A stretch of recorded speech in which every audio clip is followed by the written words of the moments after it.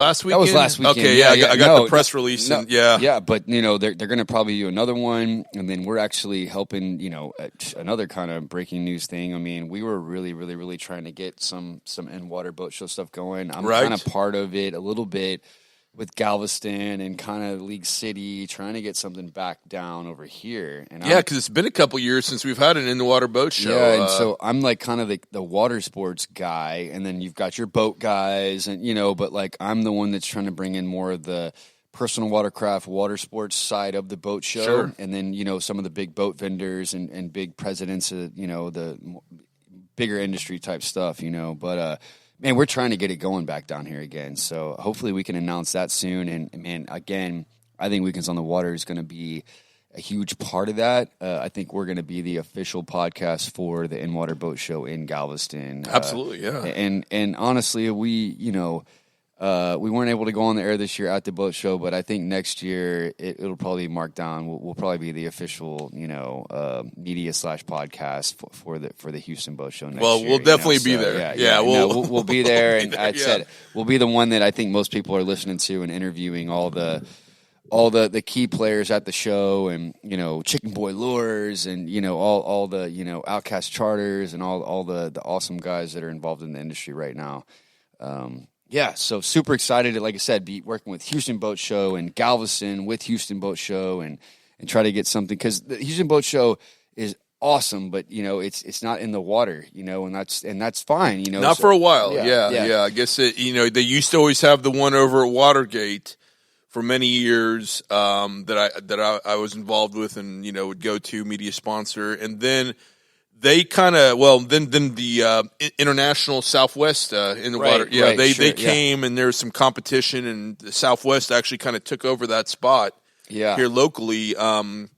And they had a good run, but they did have a good run. Yeah, but I think that the founder, passed away a couple of years ago, and I know it's been passed on to some other people, but I don't think they've been able to make it happen. I don't think they've had, but of course, obviously, the COVID and the pandemic did not help the cause. No, not at all. But that's why they've actually brought in some new faces and some new ideas to try to get that going again. Awesome. Because some of the people, it's kind of stagnant. So they're definitely, everybody wants it to happen. So there's some key players that are involved, and I think it's probably this year, if not for sure next year. There's some stuff in the works. So, well, let's face it. I mean, the Houston Boat Show up in town, in the big venue is great for NRG is exceptional. Energy for everybody water I've sports ever brought in there is just amazed. They can't believe how big it is. True, it's really breathtaking how large it's massive. Yeah, it's just massive. But you can't put a 50+ foot Sea Ray in there. Yeah, or maybe you can, but it'd take up a lot of space. Yeah. So when you start getting into the big old yachts and carvers and Sea Rays, that's where the in-the-water boat show comes into play. Absolutely, yeah. And that's what we're lacking.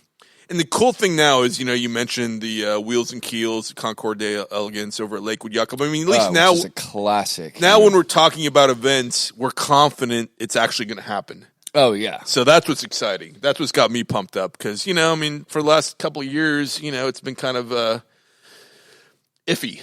You know? No, it really has. I mean, we were all held. I don't want to say held hostage, but there was powers that none of us could control. So I think they canceled the 2020 Keels and Wheels, right? I believe that's true. They tried to push the date back. They canceled two in 2020, but they did have last year's. They had it last year, right? Now I don't know. It's an outdoor event, and I'm sure they had that Lakewood Yacht Club had all protocols in place. Yes. And so rock on to them for being able to organize it and make it happen. Yeah. I think this year is when they're really going to come back and get that true crowd that they're used to having. People love the show. We're a big advocate for it. We've worked with them. We've had a booth set up before, and we love the people that make it happen. Oh, absolutely. And, Bob Fuller and the whole crew. Oh man, absolutely. So great guy, and I mean what he's built is just phenomenal. How much money has that how much raised for charity? How much, right? Not him, but basically what he's done. How much charity's been generated from his will power? It's amazing. Truth. Yeah, I'm sure it's hundreds and hundreds of thousands of dollars to the Boys and Girls Club. I think they're in LaPorte, and they work with a couple organizations. Number of different charities. Yeah, they do the Uncorked event, right? No, I don't know. I think they do kind of a lead up event up in town. Is it Uncorked? No, it's at Ellington. Or is that, what is it called? Okay, they may have moved it to Ellington here recently. It's been a couple different places over the years. Same organizers, for the same causes, kind of a spinoff of Keels and Wheels. Yes. I'm excited for that. That's literally just down the road, and Seabrook obviously is a huge sponsor of the event, and so it's good to know that. My business is in Seabrook. I love Seabrook. We're here on the North Shore of Clear Lake, and Seabrook's a big part of the lake community. And so I love the fact that they're involved in the event and part of the Lakewood Yacht Absolutely. Club. We're coming to you live from Seabrook, Texas right now. We are, literally, looking at the water. It's crazy. We've mentioned this 1,000 times, but I can literally see the lake better than my old marina office. And on the lake. Endeavor Marina has one of the best views of Clear Lake, if not the best view of Clear Lake. So do not get that mistaken. Yeah. Where my office was located, we could see the water, but it was maybe not as good of a view as here. You had a much better view of people going in and out of Sam's boat. I did, yeah. Which wasn't too bad either. No, not at all. But yeah, we enjoy the sunsets over here a little bit more. And even though we're not, directly on the water, like I said, it is still waterfront in my eyes. Right. So, if I was to put this on MLS as a licensed realtor in the state of Texas, I would call this water view, not waterfront. Yeah, so exactly, yeah. Since there's a major artery between us and the water, but there's nothing blocking your view. Like John said, technically water view, and we've got a house behind the building that's going to be actually like the official jet surf Airbnb kind of tiki palace. Okay, we're going to start bringing people in that can stay at local hotels we have partnerships with, and also on site on property. And literally stay here and have their board worked on, store their board here, have us clean their boards, launch them across the lake, kind of like a full package. And so literally from the 2 bedrooms on property here at the showroom studio / jet surf house, both bedrooms have a lake view, John. Yeah, a beautiful lake view. So I love being able to say that, man. No, that's true, man. It's actually, once I figured out you lived in that scenario right there, I was like, wow, that's quite the location, man. Yeah, it's very interesting property. Yeah. So the only downside is you pay for commercial cable, right? Yeah. Well, a commercial everything. Yeah. Oh my goodness. Yeah. No, we're excited to. This is all one building that was separated at one point, and we're making it one structure again. And so this whole, literally, it's going to be 6,400 square foot of jet boards. Wow. A MotoSurf, the largest MotoSurf, showroom in America. Like I said, we'll have housing, we'll have a service station, we've got a studio, we've got the showroom, we've got offices, we've got the retail, we've got storage. I mean, there's just the academy, there's so many things going on in here. So this is really the one-stop shop. The studio. For MotoSurf, in Texas, man. Yeah. We'll have 2 mechanics in here soon, full-time, literally like working on all MotoSurf boards. Wow. And so...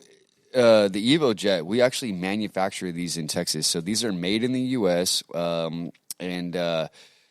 Literally we build them here to order. So they were built in Florida before, but now we'll be like manufacturing and converting, the Evo Jets in Houston. Awesome. Nice. So you can come get your Sea-Doo worked on here. You can literally have your Sea-Doo converted. We can sell you the Sea-Doo with the kit, lots of different options. But yeah, if you want an Evo Jet, literally you can get it in Houston, made here to order.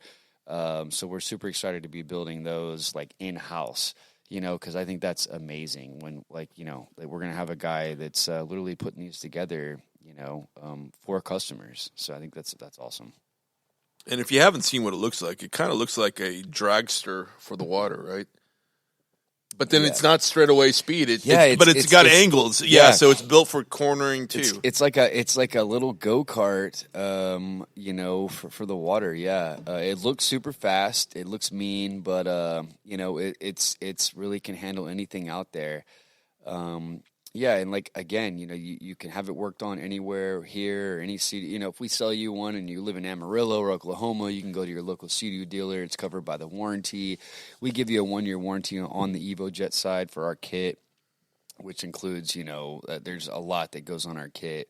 Obviously, a lot of work that goes into it. We've got the patents on that, and so no, I'm super excited, to be showcasing that. And again, me and John are staring at it right now. I know. It's just like sitting there, like sexy. It looks good. It looks good. I can't wait to get it. So we'll have literally jet boards on the wall, jet boards on stands, jet boards hanging from the ceilings. We'll have EvoJets on stands. We'll have EvoJets out on display on the main road on stands out there on display. We're going to be renting EvoJets here on Clear Lake, so you can come out and try them out. So, I mean, you're literally going to walk in this showroom and just see EvoJets and jet boards everywhere. We're in the fun business. We're in the jet pump business. So if it's got a jet pump, basically a jet board or an EvoJet, we'll sell it to you, man, and service it and teach you how to use it. And just to put some perspective to exactly where we're coming to you from right now, we are right along NASA Parkway. We're 7-lane road. A couple miles from the home of human space flight, the Johnson Space Center. We're Mission Control, the home of the astronauts. So I drive by it every day. Right, I love telling people too, that. yeah. No, I mean, I love telling people I literally drive by NASA every day because everybody knows Houston and they know NASA. If that's the one thing they can refer to Houston, it's NASA. So in addition to all the waterfront attractions, the Kemah Boardwalk, which I now know as the son of an 8-year-old roller coaster enthusiast, has one of the top wooden roller coasters in the world. That's got 44 crossovers, and if you're into roller coasters, that means the track crosses over the track 44 times. It's got the smallest footprint of any roller coaster of its kind for the length that it is. I had no idea. Yeah, no, Holy it's actually crap. I had no idea. I mean, I've been riding it. I used to have an office in Kemah. I've never rode it actually. No, I've it's been probably it's been too long since I've rode it last, but I didn't realize that within the roller coaster, the international roller coaster kind of group, and with roller coaster enthusiasts, it's like one of the great white whales of a credit. Wow. Because obviously it's the only roller coaster here at the Kemah Boardwalk. Oh, yeah. There's literally an amusement park 5 minutes from us. Yeah. But it's such an amazing, compact, the whole footprint of this roller coaster is an acre. Wow. Or even less than an acre. And, it's one of the highest rated wooden roller coasters. Wood coasters.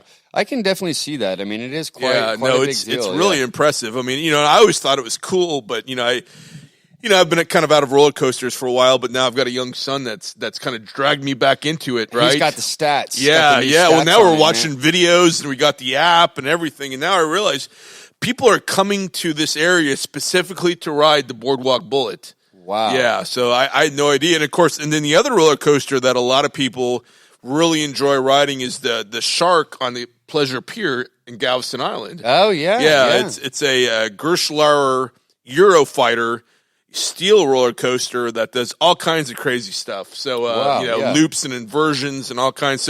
And the Pleasure Pier has so much history. Honestly, I want to put together a whole episode on the Pleasure Pier.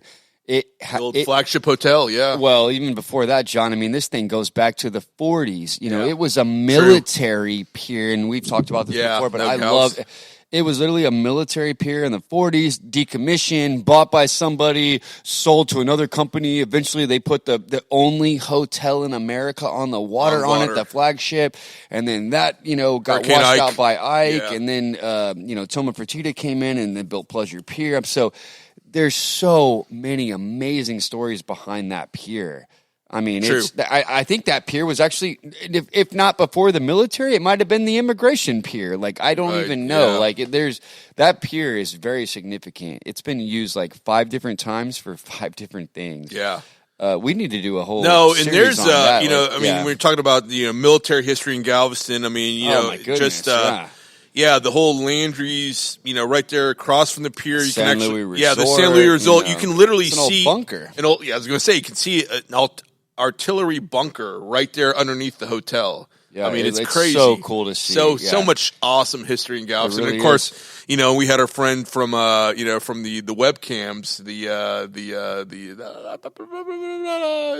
Saltwater Recon. Yeah. Oris came on. Oris. Yeah, so and and he they've got the sub that its first action ever during World War II. It sunk a Japanese aircraft carrier. Yeah. Or battleship.